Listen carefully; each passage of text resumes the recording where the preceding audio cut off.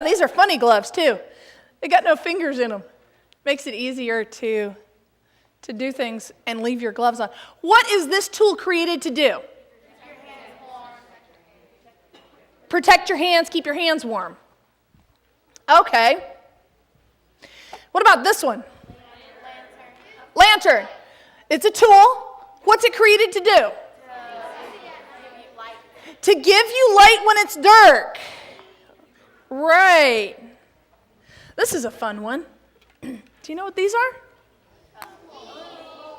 They are not ski poles. They're what? These are hiking poles. These are for long-distance hiking or backpacking in rougher, rocky terrain to help stabilize you and take some of the weight off of your hips. So, they're wonderful. You can expand them and contract them. They've got tips on them, make it easy. Tools. Tools are created to make a job easier, to get a job done. Oh, I forgot one. This is a tool. A tool a lot of us are going to use this weekend. What is it? Paint, dye. This is a liquid dye kit, is what it says. So what is this tool created to do? To color eggs, right? That's what this is created to do. Tools are created to make a job easier, to get a job done. Now, we heard a text this morning read that lists a job that we as Christians were given to do. Let's look at it again. Now, I'm reading from the New Living Translation today because I like to read from different translations so that I hear common verses again in a bit more of their intensity. If I read it from the same version all of the time, I get used to it, and sometimes I just don't hear it. So that's why I'm using the New Living Translation today. This is what it says. Therefore, go and make disciples of all the nations, baptizing them in the name of the Father and the Son and the Holy Spirit. Teach these new disciples to obey all the commands I have given you. And be sure of this, I am with you always, even to the end of the age. So what's our job? What job were we given? To go and make disciples. So, if we were given a job, were we given any tools? What kind of tools? Let's look at some tools. Here's a text that talks about some tools. This one is in Deuteronomy chapter 6, verses 6 and 7. And kids, I know this is in some ways talking to your parents, but I want you to listen to the tools that are listed in here because I think you can use these tools as much as the older people back there. Here's what it says. And you must commit yourselves wholeheartedly to these commands that I am giving you today. Repeat them again and again to your children. Talk about them when you are at home and when you're on the road, when you are going to bed and when you are getting up. So what was the tool? What were the tools? Oh, this is my dad. My dad lives this text.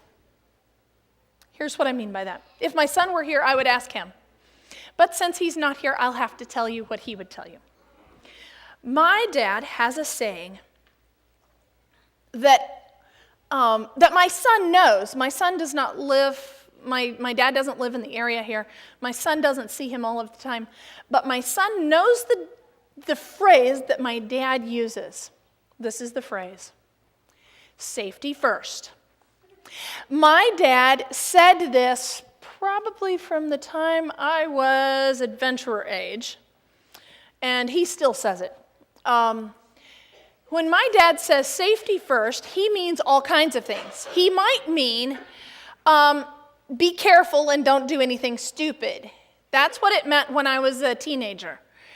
It might mean I'm a little afraid of what you're planning on doing, but because I'm not in charge and you want to do it, I'll let you do it. Just please don't get hurt. My dad's afraid of heights, so anytime I talked about climbing, he'd come out with this phrase, safety first, safety first, safety first, because he was afraid that I might get hurt. But safety first. Now, I want to know from you, how does my son know this phrase? My dad does not live with us. Because I say it. I heard it so much from my dad that it has become part of who I am, and my son hears it from me. You remember what that verse said? Let's go back to it. You must commit yourselves wholeheartedly to the commands I am giving you today.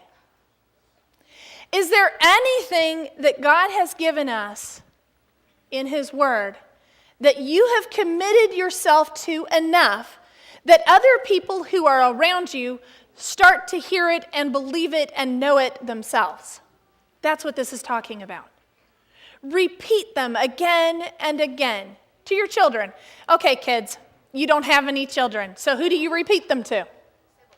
Your siblings, your friends, people you're around. Those of you who are older and don't have kids at home, who do you repeat them to? The people you're in regular contact with. That might be your work associates, that might be your spouse, that might be your neighbor. There are people in your life that need you to live what you believe so that they can believe what you believe. If they don't hear it from you, where are they going to hear it from? And if they hear it enough from you, they will start to live it. Talk about it all the time. So what do you live? It's a tool God has given us. This is how I like to summarize this verse, this set of verses. Live it and share it. That's what my dad did with Safety First and still does with Safety First. Every time I leave my dad's house, Safety First is part of the conversation. And if my dad doesn't say it, my son reminds him to say it because it's part of who my dad is. And as I listen, as I think about that, I ask myself, what in my life with Christ is so much a part of who I am that if I don't say it and don't do it, somebody else will remind me to say it or do it? Just like Safety First. So a couple of tools God's given us to do the job He wants us to do. Our job, what was it? Make disciples. Not just here, not just a long ways away, but absolutely everywhere within our sphere of reference. If you travel internationally on a regular basis, everywhere you go, make disciples. If you just go from your house to school, everywhere you go, make disciples. Live it and share it.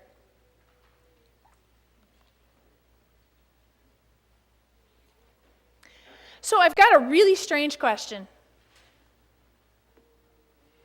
What if I decided I didn't want to do the job God has given me? We're going to look at a story in the Bible that talks about that. What if? But before we do that, I need to go over some money with you. These are Greek monetary values. You're going to need to know this information because it's going to do something to you as we read the story.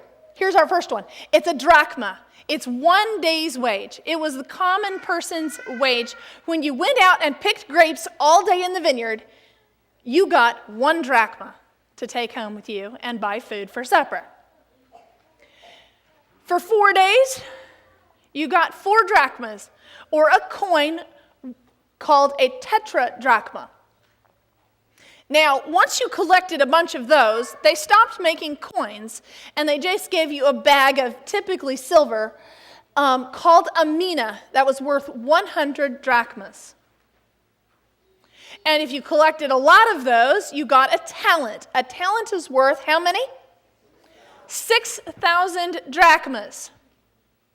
Now, for some of you in the back, I'm guessing you already know which story we're going to go look at. Did you realize it was that much money?